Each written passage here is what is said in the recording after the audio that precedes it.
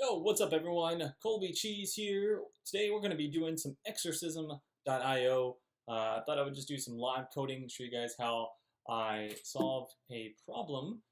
And so today, well, if you take a look at the work that I have done, you can see I've done quite a few exercises from Exercism. If you don't already know, let me show you kind of what Exercism is. Basically, you are going to take you just fetch an exercise, which I've got one pulled up here. This one is called Nucleotide Count. And you can see that on the right side here, we've got a lot of different tests that we have to get to pass. And then there's also like a Readme that comes with every single file. So let me pull that one up here. So this is the Readme that comes with it, kind of just gives you the background of what you need to know. So on this particular problem, we've got to compute how many times each nucleotide occurs in the string.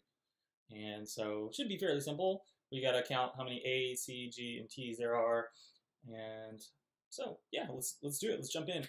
So basically, every time you start an exercism.io, you just need to create the file that shows here at the very top. So it says nucleotide-count. I've already done that. I got nucleotide-count.js. And we're going to need to go ahead and create this. Since I'm doing this in JavaScript, we're going to need to create the correct export. So we're going to say, let's call it var DNA equals function. And it looks like it's, okay, so the first thing you want to do is you want to get that first test to pass. So in our case here, we have to basically return 0 in order to get that first test passed. So let's work on that first. We see that DNA is an object that will eventually accept some parameters, and then it's going to have a function called count. So let's go ahead and get that ready. So it'll accept, I guess, strand is what it looks like. And then let's go ahead and make it a function here. So it needs to return an object, and that object needs to have some functions in it. So the first one is going to be count, which is going to be another function that gives itself, I guess it's just going to give a number, right? No, it actually gives a strand, doesn't it? It says strand. So it wants you to ask, okay, so what is that called? It's going to pass in something here, so it's going to pass in a symbol, I guess. Each symbol represents a nucleotide. Okay, whatever. So symbol. We'll just call it symbol then. I am not a scientist, as you can see. So count symbol, and it's going to give us. So we'll just return 0. That'll make the test pass. We'll make sure that this works actually, and let's be proper with our semicolons here. That should do it. Then we need to do, I think, module.exports. Let's see, how do you do this? Module.exports equals DNA. Something like that. I think that's correct. I guess we'll find out in a second. So in order to run these tests, you have to type in jasmine-node dot. Okay, bam, it works. All right, so I did it correctly. So we have, as you can see, 1 test, 1 assertion, 0 failures. So that means I did it correctly. Now, what happens though, obviously this is like a hard-coded answer. So when we go into this file, we're going to delete the exit, which causes the test to skip. So once I do that, I'm going to save that file. If we run it again, you can see now I've got 2 tests, 2 assertions with 1 failure. So that second test obviously is not passing. So this is where the real coding comes into play. So now we need to get this test to pass. So now we're passing in strand. We need to go ahead and let's go ahead and store that. So we'll say this dot strand equals strand. So now we have a strand variable. And what are we going to do with that one? Okay, so for test number 2, it's going to pass in a couple of C's, and we just need to essentially do a count of how many C's. And so we're saying, okay, so it's going to pass in the count. It's going to give the C right here. We need to ask how many of this symbol is in this strand. That's basically what we're looking for. So for this test, I mean, we can technically get it to pass by saying return symbol.length, really. Oh, sorry. Strand.length. That should do it, right? That'll pass just this first and the second one, because the first one, it's like undefined, so there's no length. Let's go ahead and try that out. Oh, length of undefined. Okay, so this strand equals, okay, so obviously strand dot length is going to be, or length is going to be, or sorry, strand is undefined if nothing is passed in, right? So that makes the first test fail. So in order to check to make sure something is passed in, we can always say counts is always going to be 0. So we'll say return 0 if strand equals undefined, or we can just do like if strand return 0, right? And that would handle that use case. So let's try that one. So there we go, 2 tests pass, and we are good to go. But obviously that is not going to work for the next one, I think, because now you've got a bunch of different letters in here, and it's asking you to count just the T. So if I rerun this test, oh, I didn't save this. Okay, so if I rerun that test now, boom, you got 1 failure because it's expecting, okay, so it counted the entire strand, which is a length of 13, and it's expecting 1, which you can see, oops, which you can see right there, so it's expecting 1. All right, so now we need to actually be a little bit more clever and get this done correctly. So return strand.length is not going to work. Instead, we need to basically strip out the, from strand, we need to strip out all of the symbol that's passed into this function here. So we can say, all right, so how would we strip it out? That's the question. I believe JavaScript has like a select command. So this is what I do. I know that JavaScript has something that can do this. So we'll say, actually, what we'll do, I just remembered I just installed this little plugin. So we'll say dash.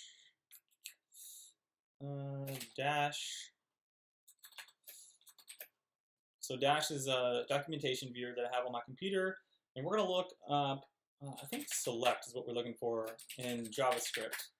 So this is going to look up select for us. I haven't bought this yet, so I have to wait a few seconds. Okay, so object.select, that's for working with the DOM. That's not really what I'm looking for. Let's go to the next one. All right, I don't think that's going to be what I want. I know that there is something that can select from an array or a string, so maybe it's array select. Let's look it up. Actually, we can go down here, so we can slice. That'll not do it. It's either filter or select is what I'm looking for. So I'm not getting quite what I am looking for here. I think we're going to need to slice the string into an array, and then we will select what we need. So, all right, I can't seem to find array select. Yeah, that's what I was looking for, right? A similar function. Okay, so I'm thinking in terms of Ruby. Obviously, I've done a lot of coding in Ruby, right? So it's filter. All right, so that's why I didn't find it. So it's an array.filter, and that will return what I'm looking for. Filtered equals numbers.filter. Okay, so let's go ahead and try that.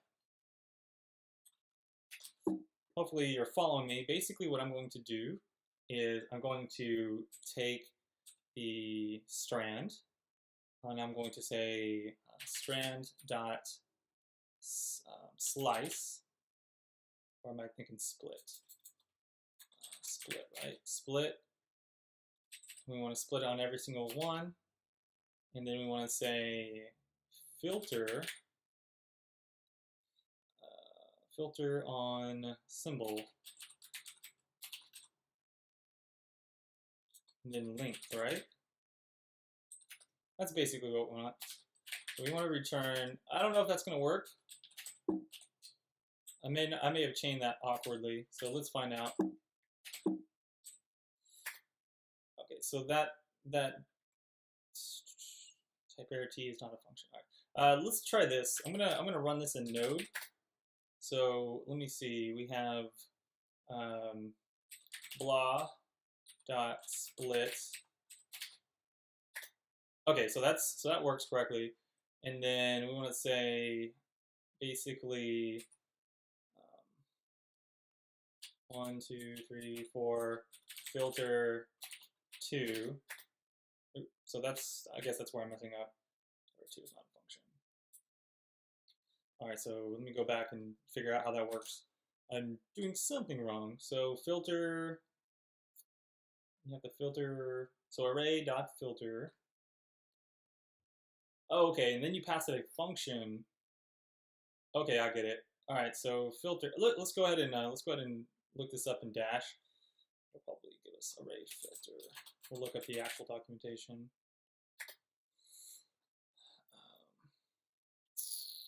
Here it is. Oh, get away again.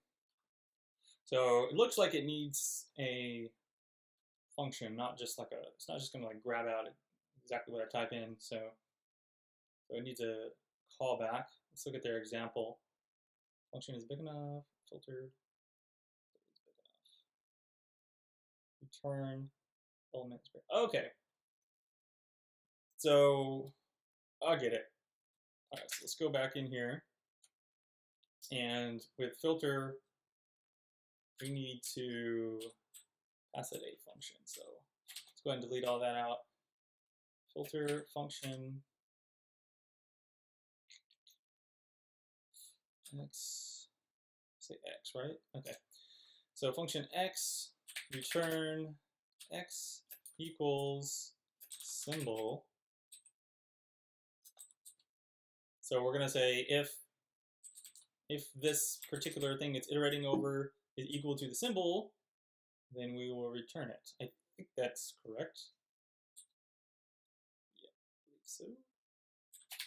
Need to close that guy off, and then we can say dot length, right? I think that's right. We're about to find out, right? So let's see if that does it. See if that does a trick. Oh, snap. Look at that, guys. We got it. Awesome. So hopefully that's readable. Now let's go ahead and find the next exit, and we want to delete it, and we want to run that next test. Looks like it passes. This might actually pass most of them. Let's go ahead and exit that one out, save it, and run that test. Oh, there we go. So this one is asking for, oh, okay, I get it. So this one is a different function. Look at this. So this one needs something called histogram, right? So now I'm gonna have to create a new function. Let me figure out what that's trying to do. Okay, so we need to return count, and now we need to also return histogram, which is a function. And let's see, histogram. Histogram does not take any params, but it.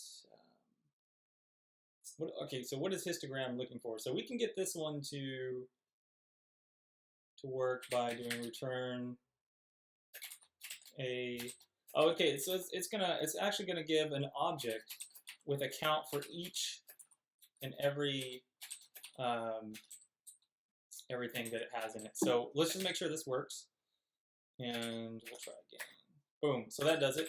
But obviously, when I delete the next one, that's not going to work. Dun, da, da. Okay, so we're moving along. As you guys can see, this is kind of how the whole test-driven development is supposed to work. You write your test first, and then you do whatever is necessary to make that test pass. As you can see, I did like a hard-coded answer, but that would tell you that your tests are not good enough, because obviously if a hard-coded answer can get your test to pass, then you're missing some tests somewhere, right? So that's kind of the idea behind doing what I just did there, doing the minimal amount to get it to pass. So that's just giving you a little bit of background into TDD, if you are not familiar. So now we actually have to give it the correct functionality, okay? So let's take a look.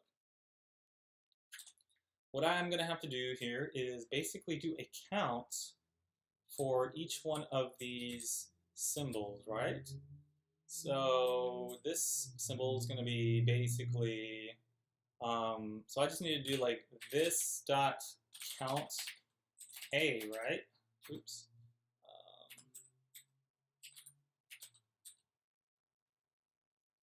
So that would do it for A, right? But just to get this one test to pass, G, A, okay, so I don't even know if that's going to work. I think that's going to work. This count G. Let me make sure that works first. Okay, so that works. So let me go ahead and put that code in for the rest of the stuff. So we'll yank that out and this dot count T.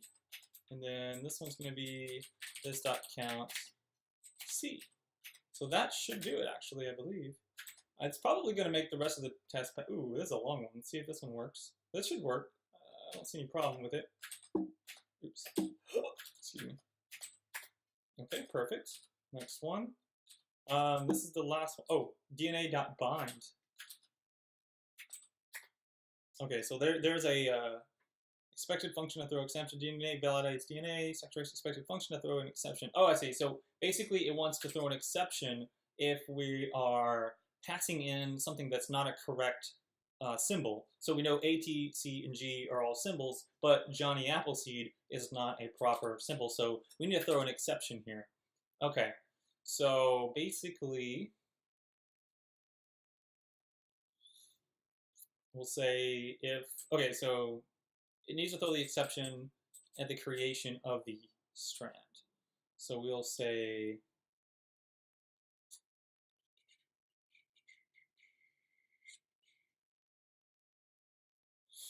what's the best way to do this? So, I mean, we can have like a map of the correct symbols, for example. So we can say like, we can say like valid symbols equals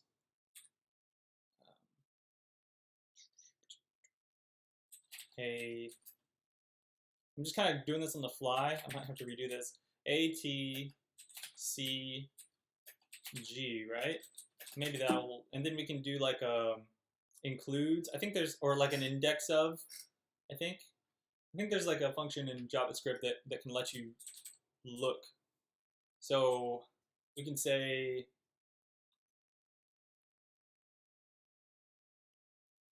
if we can do like a, let's see, I'm trying to think like an index of, basically, where you'd go through each, maybe if you did like valid symbols each,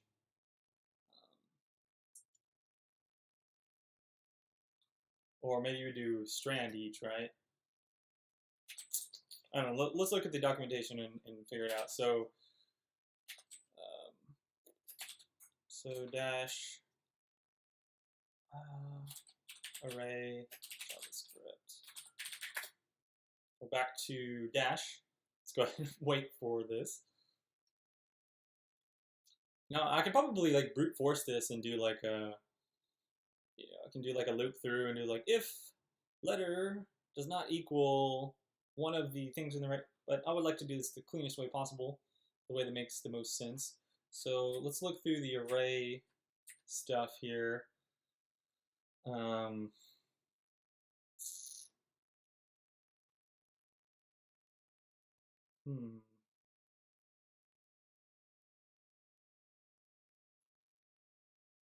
there's something index of. Okay, so returns the first index of an element with an array equal to the specified value, -1 if none is found. So I think this is what I'm looking for.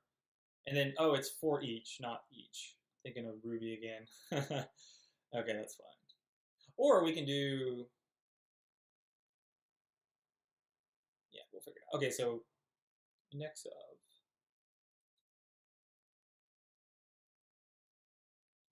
2.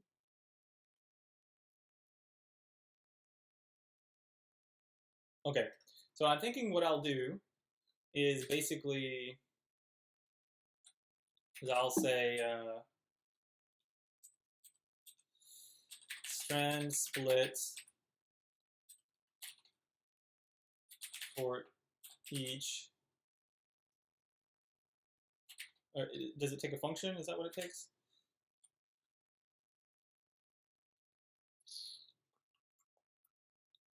Oh yeah, where's for each? Dang it! I think I'm gonna have to buy this because I hate waiting. I'm so impatient. I'll take a sip of coffee. Okay, so take the callback. I'm pretty sure it works very much like. Yeah, it's just a function. Okay, so yeah, it pretty much works like the other thing I was using. So works like the filter. So for each function, symbol. I hate that little thing there. Let's go ahead and fix that up. Okay, cool. Strand split for each. I'm just going to delete that so I don't get confused later. Strand split. So what we're doing is we're converting the strand into an array, and we're saying for each element of the array, so for each symbol essentially, we're going to check to see if that symbol exists in the list of valid symbols, right? In order to do that, we'll say valid symbols index of symbol, right? And that should always return, I think 1, right? Let's see, let's go back to it. So freaking a index of, what are you at? Index of. Okay, so okay, I'm seriously gonna buy this thing. Let's wait for it. Wait for it to load. All right, so index of. So okay, so this includes. So pretend this little example here. This is our valid symbols. We say if this symbol here is inside the array, it's going to return a 0. If it's not in there, -1. So if we get a -1, we know it's not a valid symbol. If we get a 0, we know it is a valid symbol, right? That's pretty much it. So -1 invalid, 0 valid. Okay, I guess any. Oh, I get it. It gives you the count. So basically, if greater than.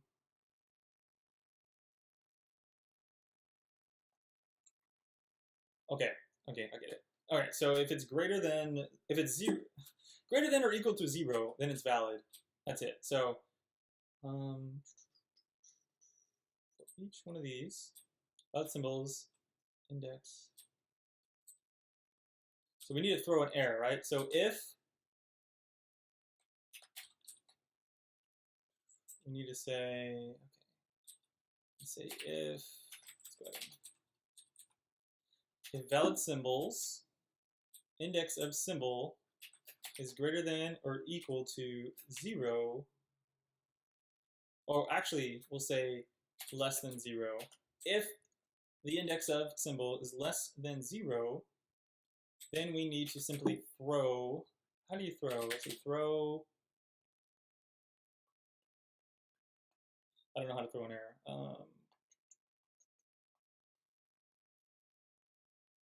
Throw an error. Obviously, I don't do very much error checking stuff, so I'm just going to say, I think it's something like that. Throw error, invalid symbol. I think that's right. So here we go. So this strand equals strand, valid symbols is set up here.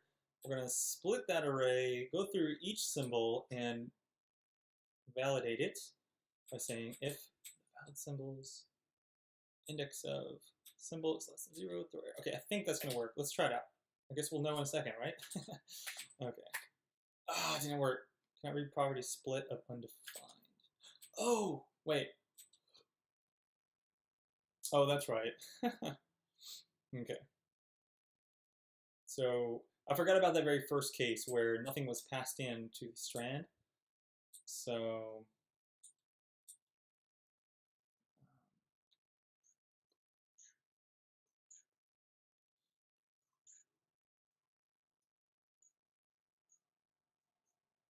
I guess we just need to do this then. if strand. Okay, let's try that. Bam! Damn, son, that works. I wasn't sure if that was going to work because I didn't look up the error throwing. So awesome. So just to recap, we have all of the tests now passing, so we can go ahead and submit that. So we'll say exercism. Well, let's just review our work, make sure it doesn't suck too bad. So I mean, it looks fairly readable, right? We've got we set the strand. We have a little object here. Well, not really an object, an array that contains all valid symbols. If strand is actually something that exists, we'll go ahead and split it into an array, loop through it, check for invalid symbols, we throw an error, and then we have two methods on our DNA object. One that will actually count the number, and that does its own little error checking as well, and it's basically just filters out, match, and you see I did a triple equals here just to make sure it matches properly. Histogram is going to return an object which counts each particular symbol. Okay, yeah, that looks really good. We've got apostrophes. I think I like it. All right, so let's go ahead and exercism submit. Submit nucleotide count.js. That's it. Submitted nucleotide count in JavaScript. Okay, so my submission can be found online right here. We'll go ahead and yank that and copy that into the browser. So let's just copy paste and let's check out our solution. So there's our solution on Exercism. Now this is what I really like about Exercism is you can actually go in. People can nitpick my solution here if they would like, or I can go and I can look at someone else's submission and I can nitpick theirs. So I can say, okay, so this guy looks like he did something very similar. He's got like a counts object outside of the. So he's doing a different like export method, but that's fine. Module exports function strand equals. Oh, okay, that's a good way to do it. Strand equals strand, or a blank. That's probably a better way of doing it. I like that. That's pretty smart. They have something kind of like that in Ruby, but this works for JavaScript vanilla. I think CoffeeScript has a similar way of doing it, like a cleaner way of doing it. But anyways, that doesn't matter. Strand match. Oh, he's actually doing a regex. That's pretty smart, I guess, because he doesn't have to store an object of valid matchers. He just goes, yeah. Regex is a little bit confusing, but it makes sense. This is a simple enough regex, so that's cool. And then it throws. Okay, so that's, I guess, the proper way to throw an exception, I suppose. But hey, for me guessing, I didn't do so bad, right? It actually throws the proper error, I suppose. Whatever. Return count function result 0. What is this? For II. That's kind of weird. I've never seen anyone do II. I don't like the way he's looped. I hate using for loops in JavaScript, to be honest. I think for loops are meh, but it works. It definitely works. If strand equals nucleotide result. Okay, cool. So he's not doing a filter. He's just doing a standard for loop that works. But anyways, I'm more about using the map functions and all that good stuff. Okay, so he's actually doing for key and counts. So for each one of these keys and counts, he says this count key. So he does, okay, I get it. So basically he's just running, he's doing the same thing I'm doing, he's just doing it a little bit differently. All right, cool. So yeah, if I wanted to nitpick this dude, then I could, that's fine. But I'm not going to, just for the sake of longevity of this video, or it's probably getting long enough already, but I want to go ahead and stop it there, guys. Hopefully you enjoyed this little exercism solution video. If you want to see more cool stuff like this, you're working through exercism solutions, then let me know. And if you want to see any improvements, or you want me to do this a little bit different next time, also let me know in the comments below. Otherwise, check out my blog at colbycheese.com, and I'll see you around next time. Peace out, bros.